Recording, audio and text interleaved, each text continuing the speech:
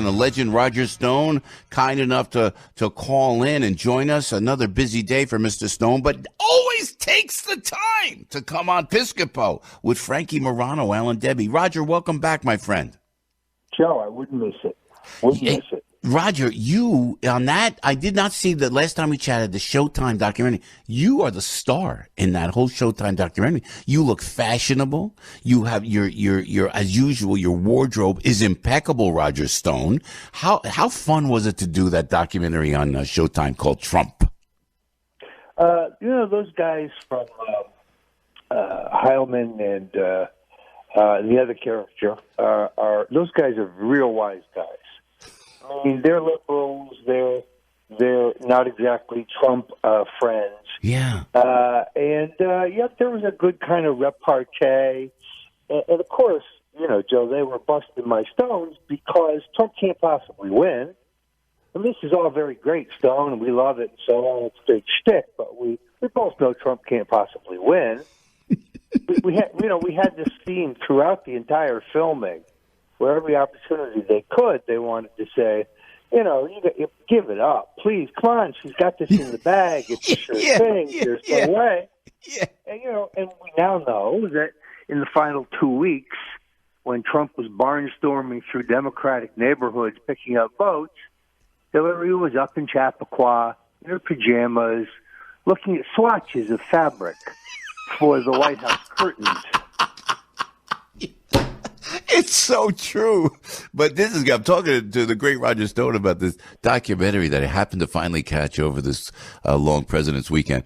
But Roger, because you know what I love about you, Roger, I talk to you as a friend, man, and so proud to be your buddy here, is that you really held your own and you didn't waver. And you didn't try to placate the interviewer because they were amazed that Donald Trump would win at all. They were shocked in this documentary that they won. But you stood early on, Roger, before anybody else. You stood your ground, and that really resonated on camera. I must tell you, my friend. Yeah, well, these guys, Mark Halpern and John Heilbrunn, they're smart guys. They're very funny, but you got to be on your toes. I mean, they're like wicked smart. And they're waiting for you to make a mistake, just waiting for you to make a mistake. I had a lot of fun. Interestingly enough, that show, The Circus, surprisingly got canceled. Oh. So that's the end of it. It was a great series. It was really a great series, well put together. Yeah. Virulently anti-Trump and pro-Hillary, of course, but hey, why should it be different than any other outlet in the mainstream media? It's so true. Roger, how's the book doing, The Making of the President 2016?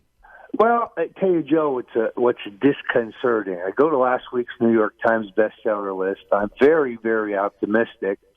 And I find out that books 14 and 15, they rate them 1 through 15, by the way. Books 14 and 15 both have a lower book scan number than my book. Yet my book's not on the list. Very curious. Book scan is a calculation of all book sales. And then the New York Times leaves himself a little room to say, and several other sources. Well, it's 80% book scans, pretty much known in the industry. So I am hoping this week we'll hit the list because sales are very, very brisk. And if folks want to help put us over the top, now is the time. The Making of the President 2016, you go to Amazon or Barnes & Noble and you can find it. But it's the inside story of how Donald Trump pulled off the greatest single upset in American history. This was bigger, in my opinion, Joe, than 1948. And the more I think about it, Hillary Clinton, in many ways, Tom Dewey without the mustache. Cold, aloof, had it in the bag, very much alike now I think about it. That will be quoted throughout the day in media outlets everywhere. Roger, Tom Dewey without the mustache. I love it, Roger. I love it, man. Hey, are you doing a book event in Jersey this week? I think we're at the Middlesex County Republican Women's Club. Cool. At the Old Bridge Senior Citizen Center, Wednesday night at 7. All right. In the flesh. Yeah, that's So great. You go down and you actually show up. Hey, Roger, I got to ask you, man. So the Russian, the UN ambassador from Russia, like dropped dead. Did somebody get whacked here? Because I know it's Russia, man. Am I being too critical when I think that? well, it's conceivable. What I suggest is you have Frankie Morano canvass his sources, if you know what I mean. You can check it out with Frankie Five Boroughs, right? Hey, Well, but yeah. of course, as you now know, he's known in some of those boroughs as Frankie Deep Dish. So he was flaunting the fact that he actually ordered deep dish pizza. I'm not saying anything, but You just say it in New York City. It's okay in Chicago. in New York, Yeah. he was openly, wantonly, aggressively ordering deep dish pizza. I think he just likes to irritate people around him sometimes. Hey, Roger Stone, have the feds contacted you about the Russian probe? No, absolutely not. I'm not even sure there is a Russian probe. I mean, I read it in the New York Times, but Joe, I must tell you, I've been thinking about this. I really hope that the U.S. Senate will follow through on their claim that they were going to hold public hearings. I would relish the opportunity to testify in public under oath about this whole question because there were no Russian contacts with the Trump campaign, certainly not through me, and that neither Donald Trump nor Roger Stone has anything whatsoever to fear in a real, fair, unbiased investigation.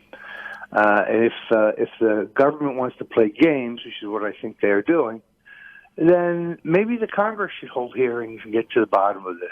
I think they would be most non-revelatory. I think they would prove the whole thing is nonsense. Yeah. Hey, Roger, too, the Trump rally in Orlando, which looked great and celebratory, and then Melania saying the Lord's Prayer. Why can, in the we do I'm a Muslim too events, which sure, great, got it, fine. But they could do all sorts of prayers from every religion. God forbid a Christian steps up, does the Lord's Prayer. She got vilified for that, man. Yeah, you got to wonder what's going on in this country when you can get vilified for, citing a prayer from the majority religion in the country. Honestly. But the rally did show something important, Joe, and it's that the Trump constituency, the Trump coalition, is very much intact. That these beatings on him by the mainstream media, where the poor guy cannot do anything right, they just won't give him a chance. By the way, it's very interesting. I went back and looked at some of the photos, some of the stories on Clinton's early presidency. Yeah. First term, exactly like this. Exactly. It's a disaster. He doesn't know what he's doing. He'll never find the men's room. I mean, it was just absurd. And of course, he righted the ship when he got the right chief of staff. And I think in this case, it was the former congressman from California who became CIA director, who got the Clinton administration, back on an even keel. And I'm convinced that Donald will ultimately end up with the best people to serve him. And all of this kind of gossip and innuendo and Twitter wars. Yeah. If the economy is moving, nobody will care. Nobody. Yeah. Roger, are you in New York by tomorrow? Are you in New York by chance? Yes, I am. Yes, I am. Maybe I wanted to ask you. And anyway, I'll go to Frankie. I don't want to bother you, but maybe we could rendezvous. And I keep kind of thinking, and we'll let you go, Roger. Appreciate your valuable time. But I like to have, because folks kind enough to listen. It's like a family here, Roger. So I'm being honest. As an independent, I mean, I see how Donald Trump comes out of the box, right? But he's got to attach himself to a major party because of the base and the infrastructure. I wonder if it's time to take the next step and independents can actually win state by state in 2017.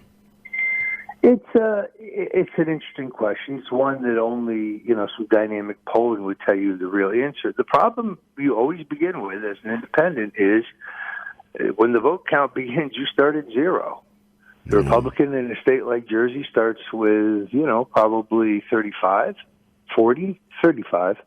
Democrat probably starts with 38 or 40, just out of the box, just by being the Democrat. Yeah. As you're an independent, you're starting at zero. Yeah. It's a long road. It's very difficult for an independent, and I worked for some good ones. I mean, Tom Golisano, where I met the great Frank Morano. Spent $100 million on a New York State campaign. Ran a first-rate campaign. Wow. You know, couldn't crack. Got to 20%. Couldn't crack the rest. Yeah. You know, and in the three-way race, even if he hadn't won, if he'd run second, let's say, he would have, upset the political machinery and all the the county election boards. He would. So it's a tall mountain. I mean, I always think that Donald made the right choice. He looked at it in 2000 in terms of running for president on the Reform Party, and ultimately decided that you couldn't win without being either a Republican or a Democrat. All right, got it. Roger, we always appreciate your expertise, and you're taking the time on the show, and hopefully we'll see you tomorrow. And please stay close, Roger Stone, and we appreciate it very much, my friend. Great to be here. Many thanks, Joe. And grab your copy of The Making of the President 2016. We will for sure. The Making of the President 2016 from Roger Stone, appearing, by the way, Wednesday night around in Middlesex County in New Jersey. If you just Google Roger Stone, you will be able to find out where this wonderful gentleman will be appearing live.